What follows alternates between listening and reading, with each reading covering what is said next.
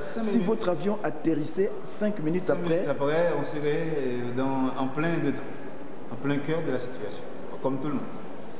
Peut-être qu'on n'aurait pas survécu, quoi.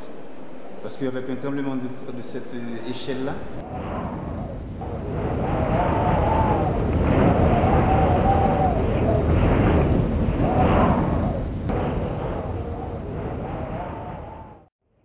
j'ai appris par mon père hier matin qu'à l'heure qu'il était, hier matin à 7 h du matin, qu'on avait perdu 13 membres de la famille, aussi bien dans la capitale que dans la province où j'ai grandi, qui s'appelle Léogane.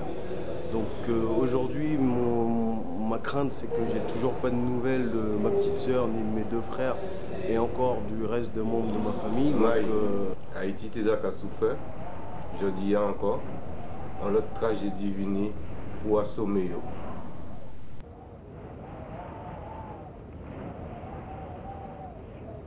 Quand vous réveillez un bon matin, vous regardez la télé et vous voyez le palais national, en fait le symbole même du pouvoir, qui se retrouve par terre avec le drapeau par terre. On s'y attendait pas du tout, enfin pour ma part. j'étais en mission juste en voyage vers Haïti quand ça s'est produit. J'étais juste au-dessus du Vakam, quoi.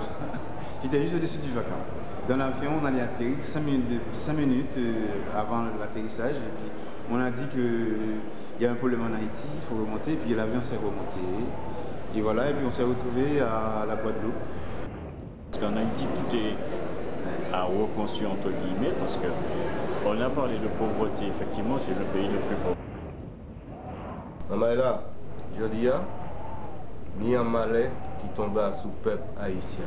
Donc c'est pour ça que je dis, mon café, on appelle à Zot Caraïbéen, toute la Caraïbe entière, Martinique, Guadeloupe, Guyane, Dominique, Saint-Vincent, tout le monde pour soutenir le peuple haïtien moralement et matériellement, parce que nous toutes là, nous avons doué en pile à peuple Haïti, puisque c'est peuple Haïti qui fait que si je dis un homme dans la Caraïbe, très petit brin dignité. Donc, papa soutient le peuple Haïti, vous voyez, tout ça autres paix, linge, l'argent, tout ça autres paix, vous voyez, il va peuple Haïti, il faut que Haïti doubout.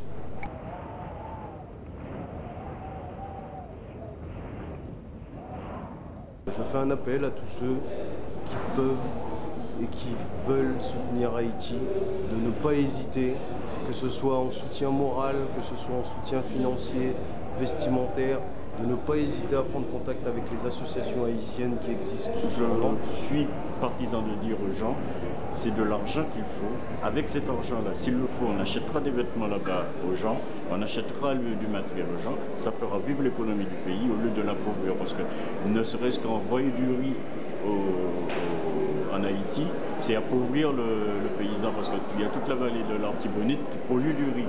Et quand ce riz-là est sur le marché, il se retrouve plus cher que le riz d'importation, que le riz de donation en fait, et les gens ne peuvent pas vivre. Donc on appauvrit le commerce pendant ce temps. Moi personnellement, j'ai des familles disparues, j'ai des familles mortes. Tu vois, on n'a pas un moyen de communication rapide pour pouvoir communiquer avec les nôtres. Ça, c'est déjà un problème. Et s'ils ont des informations à nous transmettre, quelle que soit l'information, parce que vous savez tous qu'aujourd'hui les communications sont coupées, donc quelle que soit l'information, elle est toujours bonne à prendre. Moi j'ai ma mère qui est là-bas actuellement. Aux dernières nouvelles, elle va bien. J'ai 2 oncles là-bas, donc j'ai pas pu joindre au téléphone. Il y a beaucoup de choses cachées par rapport à mon pays et que nous les Haïtiens nous en sommes conscients depuis bien des années. Et j'espère qu'en 2010, avec ce séisme, les choses vont réellement changer. Le gros problème qu'il y a actuellement en Haïti, c'est ça. C'est tous les vêtements que les Américains envoient par bateau entier, des ballots de vieux vêtements. Ces vêtements-là ne servent pas. Après, ça traîne dans les rues, ça crée des immondices supplémentaires. Selon les compétences de chacun, on peut arriver à trouver une solution pour certains produits. On ne va pas tout réduire, c'est-à-dire tout régler nous à notre niveau, parce que nous ne sommes pas une ONG, nous sommes des petites associations. Mais nous pouvons nous occuper ponctuellement d'un quartier, d'une ville, de choses comme ça. Quand c'est la guerre, mais quand c'est la vie aussi, il faut vraiment montrer quelque chose. Il faut montrer vraiment l'engouement pour sauver des vies. C'est ça qui est important. C'est un pays qui a été délaissé.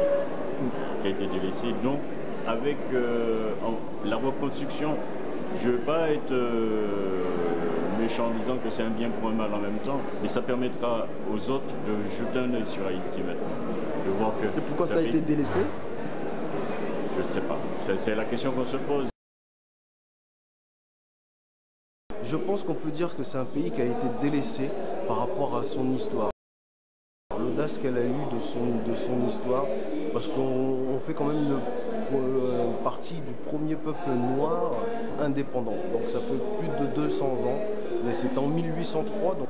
Et que aujourd'hui, on ne sait pas vraiment où aller, où s'orienter, parce qu'on ne sait pas, peut-être que le pire reste à venir. C'est comme si c'est tout Haïti en entier qui est frappé, même la Dominica n'y est frappée aussi. Parce que la Dominica, il y a une présence énorme, importante des Dominicains en Haïti. Et ces gens-là, ils sont passés dans des endroits très fragiles aussi. Tu vois?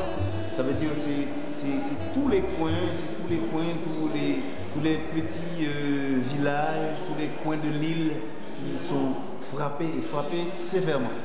Il n'y a pas une famille qui n'a pas été frappée dans ce séisme. Et ça, je vous le conjure, je vous le jure.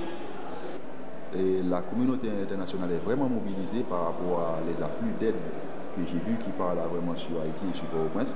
La communauté internationale a fait des choses, je ne peux pas dire qu'elle n'a rien fait, mais par contre, elle l'a peut-être plus fait pour se mettre en valeur, elle, mais pas pour mettre en valeur l'avenir du pays. Ce qu'ils vont donner comme aide, il faut que ce soit arrivé en de bonnes mains, pour que ce soit bien distribué, etc. Et j'ai ressenti, tout le monde veut être le sauveur. J'ai ressenti qu'il y a un manque de coordination dans ce qui se passe vraiment en Haïti.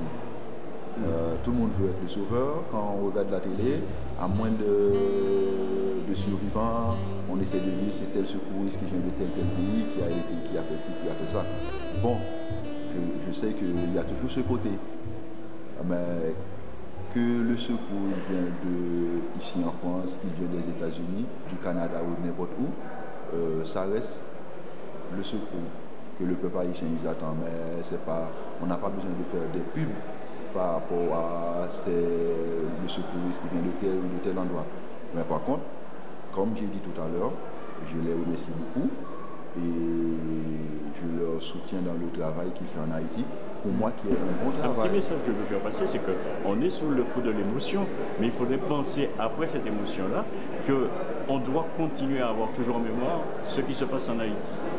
Au nom du peuple haïtien, j'espère que la communauté internationale va vraiment réellement faire quelque chose. Parce qu'aujourd'hui, vous savez, on paye toujours une dette d'indépendance à la France qui n'est pas finie d'être payée. Et c'est pas pour autant que la France nous l'a annulé ou nous l'a même remboursé les parties déjà avancées. Donc,